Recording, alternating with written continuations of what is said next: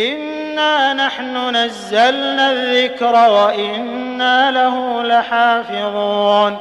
அதே சமயம் குர்ஆனுடைய உண்மைத்தன்மை இவங்க என்ன பண்ணுறாங்க, ஆய்வு பண்ணுறாங்க. அந்த குர்ஆனுடைய உண்மைத்தன்மை அவங்க ஆய்வு பண்ணுறாங்க. 19ஆம் நூற்றாண்டுடைய தொடக்கத்தில் ஜெர்மனியில் ஒரு யூனிவர்சிட்டி குர்ஆன் ஆய்வு செய்கிறதுக்கு அமைக்கப்படுது. அந்த இன்ஸ்டியூட்டோடைய பேர் பார்த்தீங்கன்னா பிராண்ட்பர்க் அறிவியல் இன்ஸ்டியூட் சயின்ஸ் அகாடமி அப்படின்னு சொல்லிட்டு இவங்க ஹியூமனைட்ஸ், அதாவது மனித குலத்தை பற்றி ஆராய்ச்சி பண்ணுது. கிட்டத்தட்ட 42,000 பிரதிகள் ஹேண்ட் ரைட்டிங் ஸ்கிரிப்சர்ஸ், மேனுஸ்கிரிப்ட்பாங்க இல்லையா, மேனுஸ்கிரிப்ட் 42,000 பிரதிகள் உலகம் முழுக்க இருந்து கொண்டாந்து ஒப்பிட்டு பார்த்து 50 வருடங்கள் கிட்டத்தட்ட அந்த ஆய்வு அவங்க டைம் எடுத்துக்க ஆய்வு பண்ணுறான்.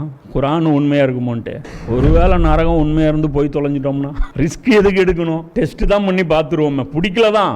அதில் அவங்க ஆய்வு பண்ணுறாங்க. ஆய்வு பண்ணி அந்த டைமில் ஒரு அறிக்கை சமர்ப்பிக்கிறாங்க. இந்த அறிக்கையில் அவங்க என்ன சொல்றாங்க அப்படின்னா, இந்த ஆய்வில் குர்ஆன் ஒரு அசைக்க முடியாத புனித நூல் என்றும் இஸ்லாமிய கருத்தை அது முற்றிலுமாக மறுக்கவில்லை.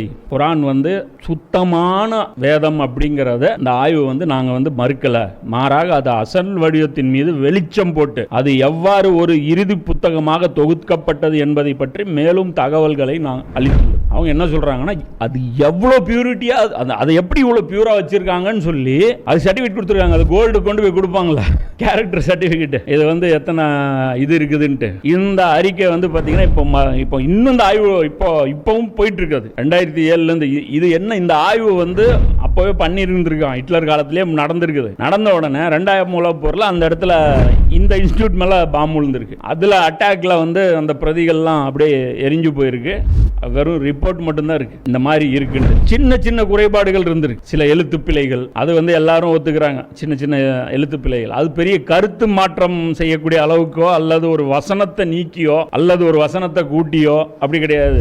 ஜபர் வர்ற இடத்துல ஒரு அலிஃப் வந்துரும், அது மாதிரி ஒரு மைனர், அது லிங்குஸ்டிக் இஷ்யூஸ், அதுவும் ரிட்டன்ல தான். கிராத்துல பாத்தீங்கன்னா அதுல பெருசா ஒன்றும் அந்த அளவுக்கு இது கிடையாது. அது மாதிரி அதோடைய உண்மைத்தன்மை அவங்க ஜஸ்ட் சர்டிஃபிகேட் கொடுக்குறாங்க.